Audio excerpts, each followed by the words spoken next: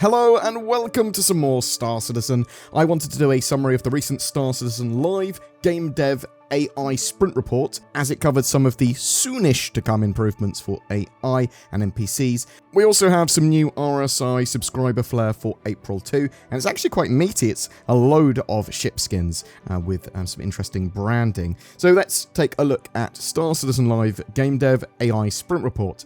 So they've been working on better AI perception. AI can hear and see, but they will need to sort of see something to confirm that it's a threat, and then they will lock onto it and track it potentially. But sight and sound inform the AI and allows them to sort of identify a target more appropriately, and then react, plan, track, attack based on, well, once they are able to fully identify the target, when they've got enough sort of input to do that.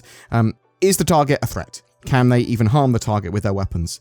Is it one of their own ships? Do they need to take cover or call in support? These are all sort of actions that they may sort of consider or try and work out what the appropriate response is based on if they can even do something. They might run around and just try and get help. They might just run away. We do know that personality types are going to be important to AI and NPCs as well. They're going to sort of react differently based on their skill level and based on their sort of traits that they have. They showed AI pushing a trolley to the front of a lift, then opening the lift, and then pushing the trolley in. And sort of AI will be aware if there's steps or if they can actually get the trolley in here.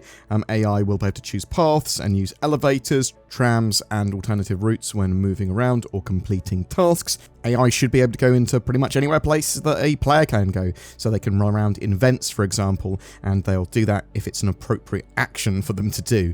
Collision avoidance will change the paths of AI so that they try and avoid players or each other, sort of like in social areas or when they move past each other. They no longer nudge and push each other around now when they're in tight areas. Obviously, there are going to be situations where AI and NPCs are trying to actually intercept and block players. They're also adding soft stops and turns for NPCs, so this is sort of like a less abrupt stop, and it looks a lot more natural when an NPC comes to a halt or turns. Locations have sort of areas that are marked up for cover, danger, and preferred pathing, so AI can make more informed choices about how to traverse and take cover in an area. If an area is hazardous as well, they might entirely avoid it unless they're running for their lives or doing something urgent. If they're wearing a flight suit or protected against certain elements or radiation or hazards or whatever, then they might choose a different path. They might go, well, actually, I can fly outside my ship. I don't need to worry about the lack of oxygen. Each path will tally up risk versus reward, and then the AI will choose a route. We know AI will have traits, and this will affect their aversion to risk. A task's urgency will affect this, but potentially may cause injuries or death to an NPC if they go a dangerous route. When shooting, AI's accuracy will increase after their first initial shots, so they'll be shooting at a player, and they'll get more accurate over time effectively, so they'll often miss you if you peek out of cover, or as you run out of cover, or as you come into view, sort of thing. But then their aiming will get better. AI will react to grenades in different ways based on the circumstances, but they'll see a grenade at their feet. They're going to try and jump out of cover, probably. AI will move boxes by hand, but obviously they're going to need to be able to use tractor beams in the future and be aware of them. There are a list of assignments that NPCs can receive, from attack to guard to move, more complex ones. They can have, much more complex tasks as well. These can be interrupted by something more urgent, like them being attacked. However, they can go back to their original task once sort of whatever the more urgent thing was that came around was dealt with, or they'll go on to the next most appropriate action based on their condition. Assumedly, they will, if they're injured, go and seek medical attention. When NPCs are incapacitated, they will drop what's in their hands. That could be their weapons, that could be boxes, that could be other items. NPCs will be able to revive and heal each other based on the equipment they have. They then the revived AI may attempt to get their weapon back, if sensible, and then re-engage the threat. 3.18, that has had various AI improvements, but due to the low server and inconsistent tick rates, is still causing AI to be erratic and dumb and sort of come to halts and not work as intended quite a lot of the time. So sort of bear that in mind. The netcode, that sort of side of things, once we have server meshing, once we have more optimized networking stuff, that's going to be a lot better. And that is really a big thing that Cloud Imperium need to deal with as soon as possible. But that is a big focus of what Cloud Imperium are working on now, which is a good thing.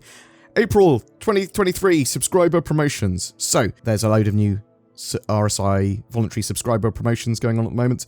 Let me read you the post. Welcome to April subs. April 3.18 is well and truly live in the persistent universe, and among the groundbreaking tech and updated features are all new racetracks to help you make the most of these thrilling yet dangerous new challenges. April's ship of the month is the Agile Misc Razor series. As usual, they're available with enhanced insurance for all subscribers until the end of the month as part of the subscriber special promotion. I would like to say 3.18, the live build, although is significantly better than it was, and when they first launched it, there's still a load of problems with it. Obviously, they're attempting to fix the majority of those with 3.18.1, and then there's also 3.18.2, which they're currently working on as well, which will go and fix a load more of those problems, but 3.18 is still not the best experience, unfortunately. Continuing with what Cloud Imperium were saying there, April also brings the merchandise spring sale. Until the 14th of April, subscribers receive an additional discount of up to 70% off selected merchandise. This month's flair is planet-themed ship paints, featuring new colorways for the Crusader Ares, Misc Razor, Anvil Hawk, and Drake Cutter.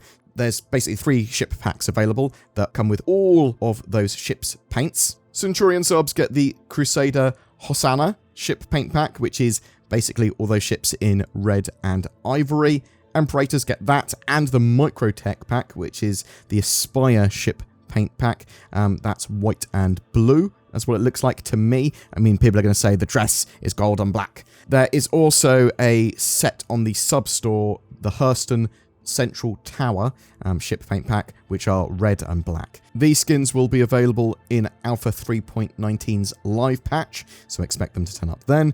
I really like the idea of skins like this. You get a big range of ships that sort of represent a brand or corporation. Yeah, I can get behind that. It's likely that you'll have at least one of those ships on your accounts if you're a subscriber, maybe, or you'll be getting one in game that you can then apply the skin to. So yeah, much better idea than just getting one skin or something like that. If you would like to receive this flair as part of a subscription, you can subscribe before the 11th of April to the RSI voluntary Star Citizen sub stuff. If you subscribe after the 11th of April, you can pick these up in the subscriber store, and all of the previous months sub flair going all the way back to 2014. But most of this stuff will be available as in-game loot as well, so bear that in mind. There's typically a 3-month exclusivity period. I don't think they have that for ship skins at the moment, but maybe in some magical way they will, and we'll have to wait and see. Boom, that's it for your summary and update today.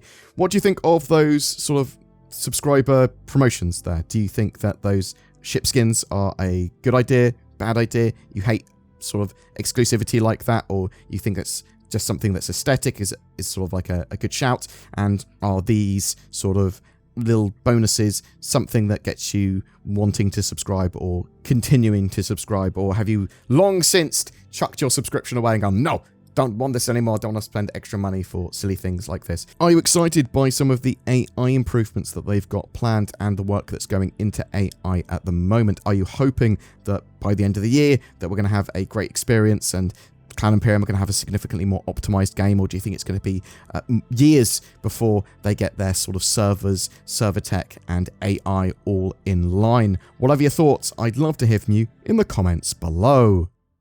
The Tobii Eye Tracker 5 is on sale until the 19th of April. This gives you native high-precision head and eye tracking in Star Citizen. Very cool for general immersion, for combat both in ship or on foot. They are absolutely fantastic pieces of kit, and both Zin and I have one. Use the links below to grab one for 15% off or to find out more.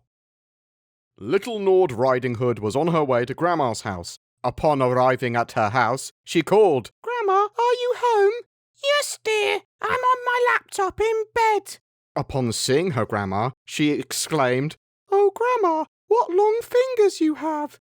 "Oh, the better to browse the internet, my dear." "Oh, Grandma, what powerful VPN protection you have."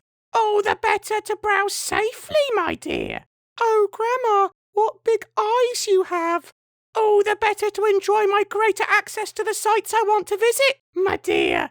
But seriously, get NordVPN or I will eat you. The moral of this story is that there are some great deals on NordVPN, and using it can improve your internet privacy, safety, and give you more access to the content you want to see. Get it from the links below. Every month we have a ship giveaway for April 2023. It's for a Drake Vulture, the light salvage ship. This will enable you to take to the stars, find wrecks and strip them, as well as craft some useful items with its onboard dispensary. It comes with lifetime insurance and a Star Citizen game package as well. All you need to get into the game, and all you have to do to be in for a chance of winning that, is comment on any of my videos made during April. Also, please bear in mind that there are scammers about in YouTube. If you see in the comments below someone trying to get you to go onto Telegram, or someone not using my main account, which is the account I'm making videos on now, then they are a scammer pretending to be me or someone else, and just be safe on YouTubes. If you would like to further support the channel, please consider subscribing. You can become a Patreon, you can use the YouTube join button as well. That goes an extra mile to help support us and enables us to produce Star Citizen content every day. And that's down to you guys helping support us, so genuinely, thank you from the bottom of my little BoredGamer heart.